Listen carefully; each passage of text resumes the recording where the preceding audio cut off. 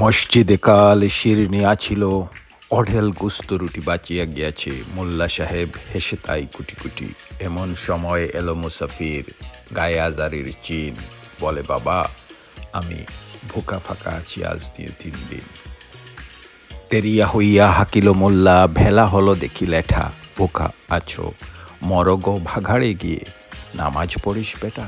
অন্নদাশঙ্কর হয়তো আজও জানেন না নজরুল ভাগ হয়ে গেছে এবং নজরুলকে পাঠিয়ে দেওয়া হয়েছে বাংলাদেশে। ভারতে চলতেছে ককরোচ জনতা পার্টি।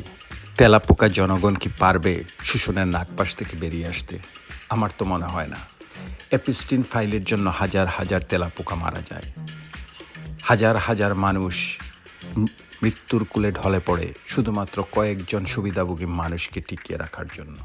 7 বছরের মধ্যে গ্রামে বিদ্যুৎ পৌঁছে দেওয়ার কথা বলে আজও বিদ্যুৎ পৌঁছায় নাই। এপিস্টিন ফাইলের জন্য আবারও যুদ্ধ হবে, কিন্তু টিকে থাকবে কি সাধারণ খেটে খাওয়া মানুষ? মনে রাখবেন, সিরাজউদ্দৌলার বিরুদ্ধে যিনি বিশ্বাসঘাতকতা করেছিলেন, সেই মীর জাফরই ছিলেন আলীবর্দী খানের একজন বিশ্বস্ত বিজয়ী সেনাপতি। আজকের যুবতী কালকের বুড়ি, একদিনের ফুলমালা হয়ে যায় পরদিন বাসি। ধন্যবাদ, ভালো থাকবেন, সুস্থ থাকবেন।